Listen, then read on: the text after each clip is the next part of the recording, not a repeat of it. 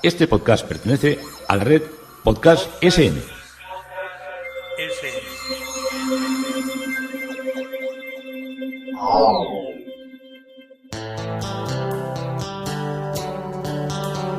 Historia con sentido. Un podcast realizado y presentado por Juan Carlos González.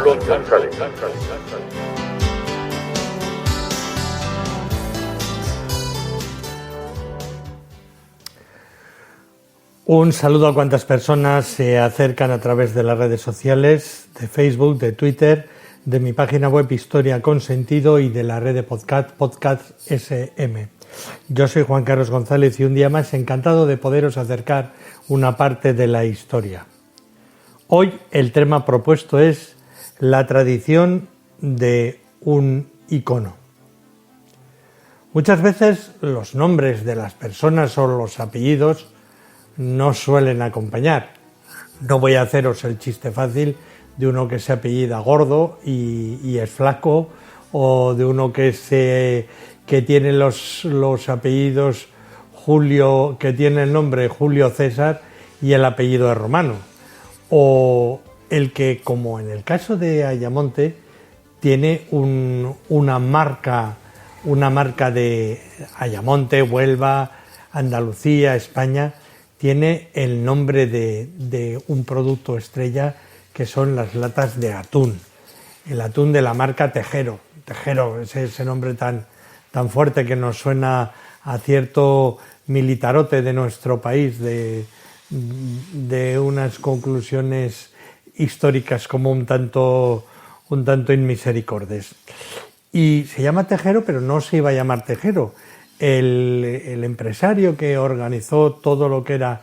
el mundo de las latas de atún, uno de ellos, la familia insigne es la familia Concepción, pero se casaron hijos e hijas con la otra familia que había en la cercana Isla Cristina, que es donde se producen la serie de conservas de la marca Usisa, Unión Salazonera de Isla Cristina. Pues se casaron entre ambos, y una de las familias que vino a esta zona para dirigir la explotación de las latas y de las conservas era una familia catalana que se apellidaba Feu Tejero. Y claro, a un andaluz que le dice Feu,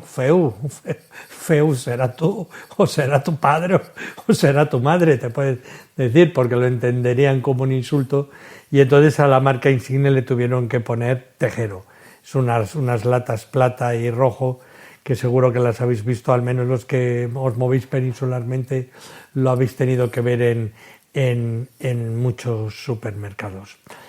Y las salazoneras ahora llevan primero, ¿por qué se montaron aquí? Pues porque tanto en el Guadiana como en el Carreras como en el Piedra había muchas salinas, ya desde tiempos de los romanos, desde tiempos de los griegos, los fenicios que anduvieron todo por aquí. Y entonces, claro, hacían una cosa fácil, que era lo que ahora es nuestra lata de atún. Ellos lo hacían en una ánfora de barro, que era meter trozos de atún en aceite de oliva, taponar, sellarlo, y ahí tenían el atún para consumir a lo largo del invierno o a lo largo de temporadas, incluso muy lejos de lo que eran las costas de Iberia y las costas de Hispania para los romanos. Ahora se conserva caballa, melva, bonito, atún, sardinas, mejillones, pulpo, bacalao, infinidad de variedades, como preparados en ensalada, en pimientos del piquillo rellenos, se organizan todos extraordinariamente. Y todo eso, como os decía en un podcast anterior, muy bien preparado y muy bien equilibrado con aceite de girasol a veces, con aceite de vegetales, pero ya la business class, por decirlo de alguna manera, de las latas, que son las más caras, indudablemente, son las que se realizan con aceite de oliva. Y el aceite de oliva, que está extendidísimo por Andalucía y por toda la península ibérica y por Portugal también, que producen un buen aceite, me sorprendió. Uno de los sitios donde mejor aceite tenemos es en en Jaén. Y la última vez que estuve, porque estoy preparando una serie de reportajes sobre Andrés de Vandelvira, que es un arquitecto del Renacimiento que me tiene atrapado, me tiene absolutamente desbancado. Ya llevo, bueno, me saldrán, calculo que unos 8 o 9 podcasts sobre Andrés de Vandelvira, recorriendo toda su producción, centrada en tampoco excesivos sitios, porque tiene obras sobre todo en Jaén, en la zona de Albacete, donde era, en Granada algo, en Málaga algo, y en un triángulo así como muy exacto de enclaves, pero con obras absolutamente enloquecedoras. Y una de las obras enloquecedoras es una parte importante de la Catedral de Jaén, que suelo visitar con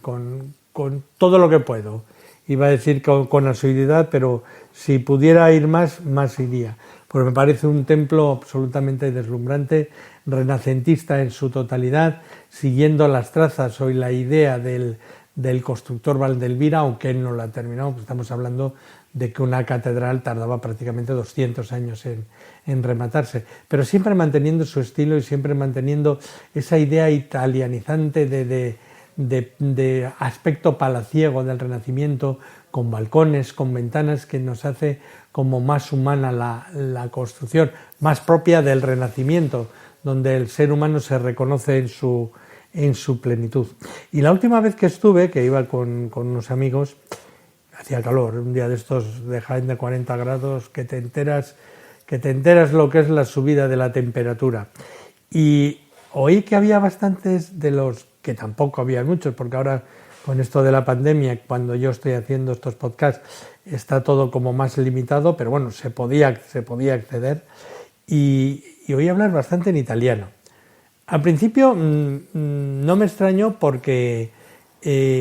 al ser tan rematadamente renacentista la catedral y tan rematadamente italianizante, dije, pues habrá personas que habrán venido de Italia a reencontrarse con lo que son los influjos en esta parte, en la otra parte del Mediterráneo, pero me di cuenta que eran muy jóvenes para ser turistas interesados, y en un sitio tan insospechado como puede ser Jaén, desconocido para muchísima gente. Y bueno, pues ya enterándome un poco de cómo eran las cosas, me contaron de que eran alumnos que van a la Universidad de Jaén, porque es una de las universidades que tiene más títulos y más experiencia en todo lo que es el tema del aceite. Entonces, muchos italianos, como hay un gran mercado del aceite, pues mercado y producción del aceite. Nosotros le vendemos mucho aceite a Italia, que le ponen su etiqueta y lo venden mucho más caro, pero así de ingenuos, voy a decir la palabra ingenuos, por no emplear otra palabra más fuerte, así de ingenuos somos. Y luego también hacen unos importantes catas de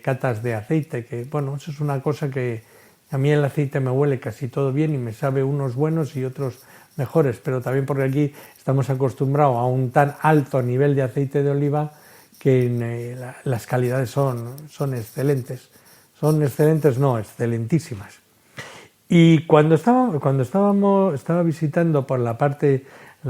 interior, una de las cosas que tienen ahí es la Santa Faz. Ya sabéis que en los momentos alrededor del Renacimiento, pues hay ahí una especie como de triunfo de todo lo que son las reliquias, el sudario de la sábana santa de Turín, el cáliz de la última cena de Valencia, todo ese tipo de cosas que le daban tanta importancia y contra las que lucha la Reforma y con las que se ensalza la Contrarreforma. Entonces fue un momento muy de una alta vorágine de exaltamiento de todas estas cosas, y en la Catedral de Jaén acabó la Santa Faz, que es el paño de la Verónica. Ahí tienes tú, en un pueblo en una ciudad de Andalucía, la ciudad de Jaén, Jaén, que significa en árabe Jaén significa caravana de camellos, pues en la ciudad de la caravana de los camellos, la Santa Faz, el paño de la Verónica, que en el fondo es una especie, recuerda más a un icono que a una pintura, y ese recuerdo de ese icono es el que me ha dado a titular este capítulo, la tradición de un icono, por la tradición que tiene el icono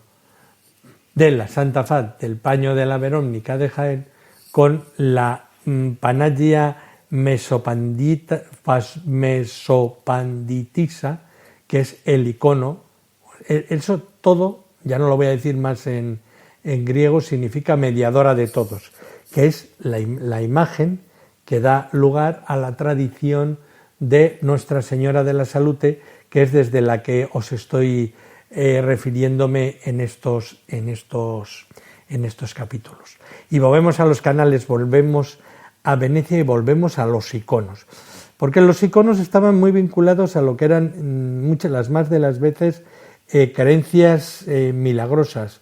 y llamadas en ocasiones como pinturas de ángeles realizadas por manos no humanas y atribuyéndosele milagros y curaciones. De ahí su proliferación, que existieron muy, muy extensamente. Y la denominación de los iconos hace alusión al acto que representa, agrupándose desde el edicto de Éfeso en el año 431 en las representaciones marianas en lo que podríamos decir 3 estados concretos. La Virgen Madre orante y entronizada, estas serán los donde se moverán la producción de los iconos, la Madre denominada Teococos o Jodegetria, que es la Madre de Dios, y la Madre con el Niño, que suele llevar un rollo de la ley atendiendo a las Sagradas Escrituras. ¿Qué pasó? Que la proliferación tan extendida de todas estas pinturas produjo un episodio iconoclasta, una crisis iconoclasta. Al haber tantas, crearon tanta obsesión que se intentó suprimir un curso de latría o de idolatría. Este episodio ocurre en el Imperio de Bizancio a partir del siglo VIII, por el que se impone la prohibición de realizar imágenes religiosas en todo el territorio imperial. No solo se prohíben nuevas imágenes, sino que además se destruyeron gran cantidad de iconos existentes y se blanquearon muchas iglesias de frescos y de mosaicos. Y durante el periodo de dominación veneciana en Creta, el icono estuvo muy presente, y las iconografías, o sea, las representaciones en iconos que tenían las iglesias, eran pues lo más extendido y lo más común. La guerra que hubo de los iconos entre los diversos sectores dentro de la Iglesia oriental llegó con el triunfo de los iconos, por eso no los hemos perdido. Pero fue una iglesia muy cruenta que produjo muertes, que produjo ejecuciones y que produjo también que una serie del alto clero muy espiritual que tenía los conocimientos teológicos sí que podía avanzar en el mantenimiento de su fe sin imágenes de apoyo, pero todo lo que era el vulgo, todo lo que era la población más incauta, más inocente y más inculta, no solo incauta, sino inculta, pues tuvieran la necesidad de arroparse en una especie de catequesis evangélica en las imágenes de los iconos para poder, por decirlo de alguna manera, apoyarse en el conocimiento, en el sostenimiento y en la devoción y en la sensibilización de su formación cristiana. El icono del que os estoy hablando, que está en la Salute, estuvo venerado en la iglesia del Santo Apóstol, la iglesia que se denomina el Santo Apóstol de Tito en Candia, en Heraclión, y se convirtió en el símbolo de amor recíproco y fraternal entre los venecianos que estaban fuera de Creta y los cretenses. Digo los venecianos que estaban fuera de Creta porque era muy normal que los pintores cretenses hicieran copias de esta Virgen y en mayor o menor tamaño se la llevaran a la devoción pues de todo lo que era el aparataje militar y administrativo que Venecia enviaba a la isla de Creta. Y tal repercusión causó el icono dentro del seno de la Iglesia Católica que el Papa Inocencio III declaró en 1209 que quien viajara a Creta para venerar este icono pues tendría lo que sería la indulgencia plenaria, o sea, se le quitarían todos los pecados hasta el momento de su bautismo, que quedaría limpio, puro y para subir al cielo en cualquier momento. Y no solo quedaba ahí, sino que también se le sumó el carácter milagroso en el caso de un duque en Creta que curó a un soldado cojo de Milán, dio vista a tuertos, a ciegos, y hace que en viajeros que visitan la isla hacia 1600 se sorprendan que el icono se llevaba una vez por semana a los templos ortodoxos y otra vez a los templos católicos para que todos siguieran venerando a esta que muchos denominaban Nuestra Señora de los Ángeles como un signo de paz mutua y que limitara las posibles desavenencias existentes en lo que era su relación, porque ya sabéis que en la Iglesia Ortodoxa y la Iglesia Católica hay algunas cosas, sobre todo en esa época, en la época de conceptualización de principios teológicos, que no era exactamente igual. Ya han pasado ahora ya más de 3 siglos y el pueblo veneciano pues nunca, como os digo, olvidó la cita anual que estableció con su icono de la Virgen y con su supresión o con la superación del fenómeno de la peste que tuvo. Y ya sea en los años gloriosos de la Serenísima República o en los años tristes del dominio extranjero de los austríacos o en los años dolorosos de la Segunda Guerra Mundial, de la repercusión de todo lo que fue el holocausto de judíos venecianos, muchos de ellos sefardíes con apellidos como Navarro, como Pescador, que nos recuerdan a que eran gente que había salido de nuestra península, pues siempre, aunque ellos no irían a hacer el voto, supongo, pero siempre se mantuvo la tradición del 21 de noviembre el ser un día especial de solemnidad para Venecia. En el año 1731, cuando ya se iban haciendo los aniversarios de esa solemnidad, pues se fue organizando unas grandes celebraciones. Se hicieron cantos, se hicieron himnos, se hicieron procesiones, se mimetizó, bueno, igual la palabra no es mimetizó, sino que se convirtió a la Salute en el segundo gran templo devocional y en el segundo gran templo oficial de Venecia. El primer templo sería San Marcos, donde estaba el cuerpo del apóstol robado por los pescadores venecianos, de los mercaderes venecianos, para hacer sombra a los cuerpos de Pedro y Pablo que estaban en Roma, y como creo que os he explicado alguna vez, está pegado la pared del templo de San Marcos en la piazza de San Marcos, sus paredes pegan con el palazzo de los duques, de los dux, que tenían un acceso directo para asistir al culto dentro de esta magnífica iglesia. Y ahí entendemos todo esto de los iconos, pues es que cruzas el Adriático y ya estás en el mundo ortodoxo. Por eso el Adriático, que tardas no llega a 2 horas y media en cruzarte a lo que fue Yugoslavia, ahora son todas estas Serbia, Croacia,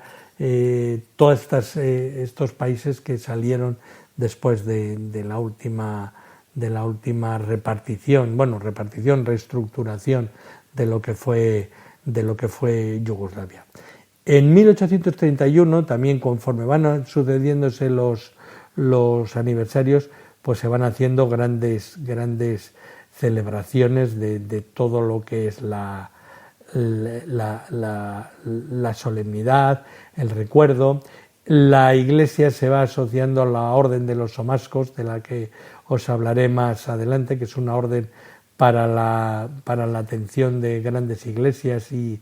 de organizar la liturgia. Y la Iglesia, como os digo, pues se convierte en una prolongación de la que es el poder eclesial, por una parte, del patriarca, que siempre son cardenales, y el poder de los duques, que es el poder terreno, y el poder de la Serenísima, y muchas veces el poder del Véneto, porque la Serenísima se extiende por una gran parte de terreno no insular, sino ya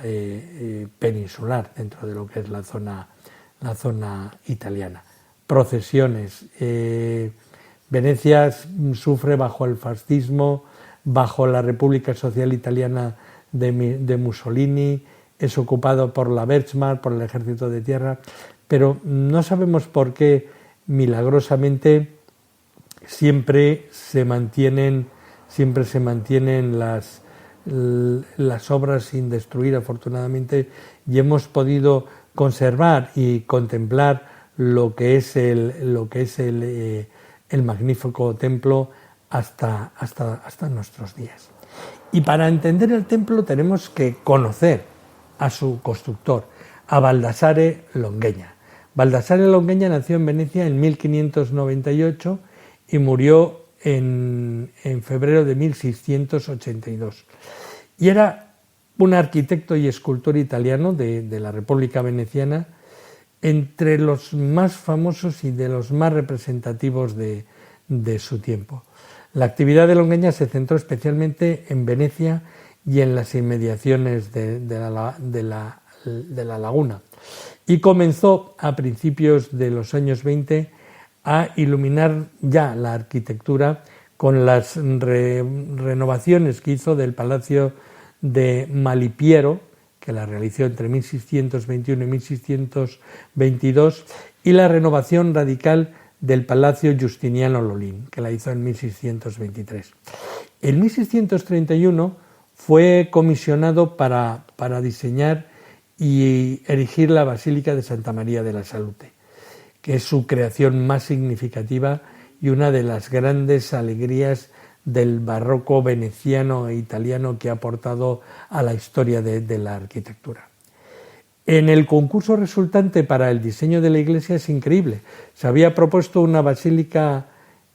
octogonal masiva que combinara elementos de la arquitectura bizantina, veneciana, con cúpulas inspiradas en San Pedro de Roma, y que Longhegna describió su diseño como extraño, digno y hermoso, en forma de una máquina redonda que nunca se había visto o inventado en su totalidad o en parte, y como algo diferente a cualquier otra iglesia de la ciudad. El cuerpo de la iglesia, de forma octogonal, está coronado por una cúpula que destaca imponente sobre la punta del mar, la dogana del mar, y es perfectamente visible tanto desde el Gran Canal como desde la plaza de San Marcos. El clásico estricto de su interior contrasta marcadamente con las audaces concepciones escénicas del exterior, que se articula en formas ricas en movimiento de una clara inspiración barroca. Y la construcción de la Basílica de Santa María de la Salute tardó más de medio siglo, y el edificio no fue inaugurado hasta el año 1687, 5 años después de la muerte de su creador. Longhegna fue profundamente influenciado por dos grandes maestros del siglo XVI italiano, por Jacopo de Sansovino y por Andrea Palladio. Totalmente integrado en las corrientes barrocas de su tiempo, el arquitecto logró dar a algunas de sus obras algo suntuoso y unos efectos claros cargados de un profundo dramatismo, encontrando sobre todo en lo que fue y centrándose en lo que fue esta su gran obra, esta Santa María de la Salute. Baldassare Longueña era al iniciar el proyecto pues un joven arquitecto, muy joven, de 26 años, cuyo estilo fue conocido más adelante como barroco nuevo. Venecia siempre ha sido muy conservadora en el arte, no os creáis que esto fue una cosa casual, porque ellos estaban todavía manteniendo ideas muy, muy renacentistas. De los 11 proyectos que se presentaron, incluyendo dibujos de Alessandro Boratori, de Matteo Ignoli, de Berto Belli, que eran indudablemente arquitectos más conocidos y más famosos que el joven Baldassare, solo 2 fueron elegidos para una etapa final. El arquitecto Baldassare Longueña había sido seleccionado sobre todo por su diseño atrevido de la nueva iglesia. El otro diseño que llegó a la etapa final fue el de Antonio Smeraldi, el Frassau, que le llamaban, y de una previa el de Giambattista Rubertini.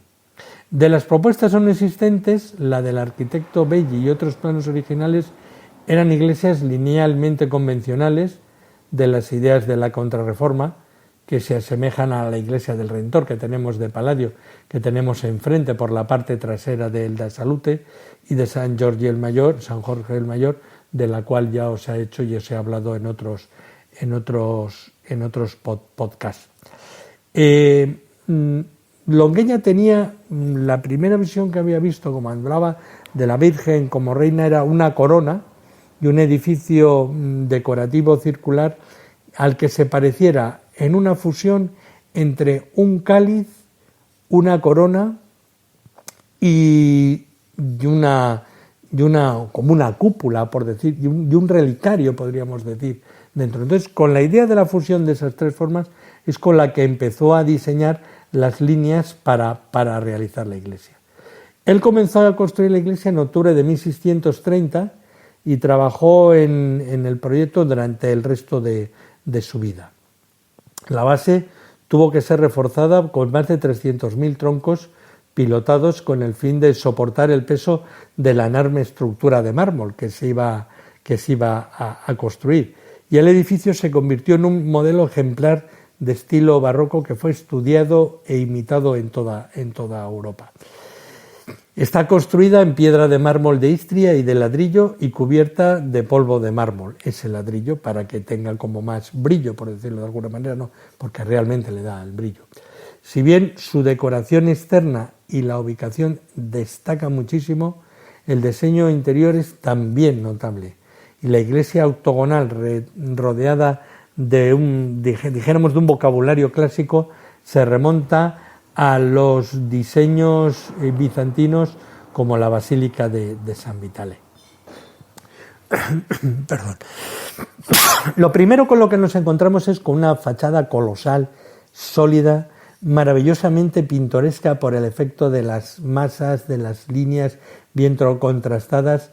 que en su lugar acusa una extraña magnificencia, pero de alguna manera cuando la contemplamos como algo esbelto. Es muy agradable la planta, el torneado de la cúpula máxima, que está ingeniosamente construida con una simplicidad artificial, porque luego veremos cómo se construye de una manera por dentro y otra manera por fuera. Impresionante, si se ve desde hace mucho tiempo, parece ser todo una cúpula, y los grandes volúmenes que resetean las esquinas del tambor octogonal se suman a ella. La fachada principal consiste en un teatral estilo compuesto con pedestales y teniendo en la interconicidad central de la puerta, en los nichos laterales, dispuestos por encima de unos encima de otros, con pequeñas elevaciones que compuestas por cuatro pilares, donde hay infinidad de esculturas y estatuas que adornan el mismo diseño en los lados, en las esquinas, obras esculpidas por Francesco Cabrioli, Tommaso Ruer Michele Fabris y Jos de Lecourt. La iglesia, para que os hagáis una idea, tiene 126 estatuas entre el interior y el exterior. No os voy a poder de explicaros todas porque os haría insufrible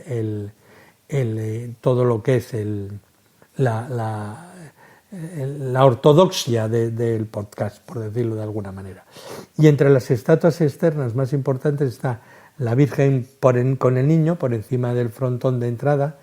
la de la Inmaculada Concepción colocada en la linterna en la parte superior arriba del todo de la cúpula, los 4 evangelistas que esculpe Tommaso Ruer y las estatuas de San Juan Bautista y de San Jorge. El verlo como un arco del triunfo es una de las mayores experiencias más bonitas que se tienen en una visita a Florencia. Es una pieza soberbia, es un edificio que no se merecía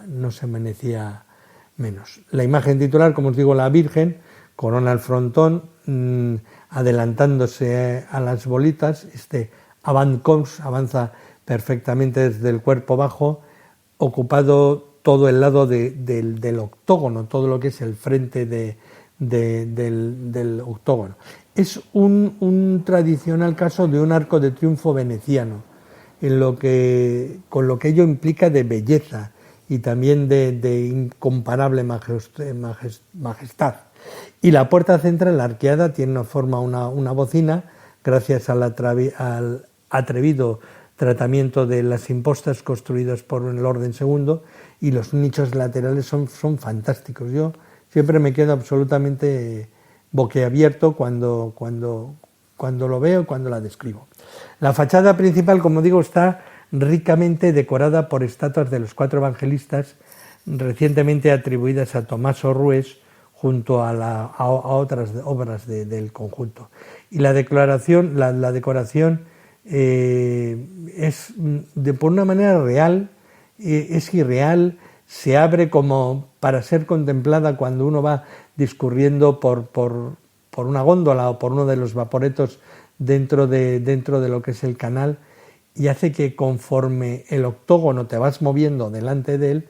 te está marcando y te está presentando las realidades frontales, laterales, y te está siempre haciéndonos sorprendernos. Yo creo que sería la palabra. Una obra que tiene también una presencia extraordinaria de heroínas bíblicas. Están Ruth, está Esther, todas están como están las mujeres que están en la parte de las alturas. Sus vestidos están como revoloteando, como si les estuviera dándoles la brisa, el ritmo de la ínsula. Ya os digo, perfectas. También, en honor a la verdad, también hay que contarlo, como están en el exterior y ahí hay tanta humedad, tanta niebla en invierno, están un poco, no es que estén deterioradas, tienen pues el típico musgo que de vez en cuando se limpia, y te das cuenta cuando ves una fachada o una pared de un octógono que está limpia, es impresionante, y las que están al lado, que no ha llegado todavía el proceso de limpieza y de restauración, pues dejan un poquito más que desear. Bueno, nos quedamos contemplando la fachada de la Basílica de la Salute, donde nos había traído la historia de un icono que llega de Creta a Venecia y que ha unido en la historia de otro icono muy poderoso y muy devocionado, que es la Santa Faz de la Catedral de Jaén. Hasta aquí Historia con Sentido, hasta aquí Juan Carlos González, haciéndoos y presentándoos una parte de la historia.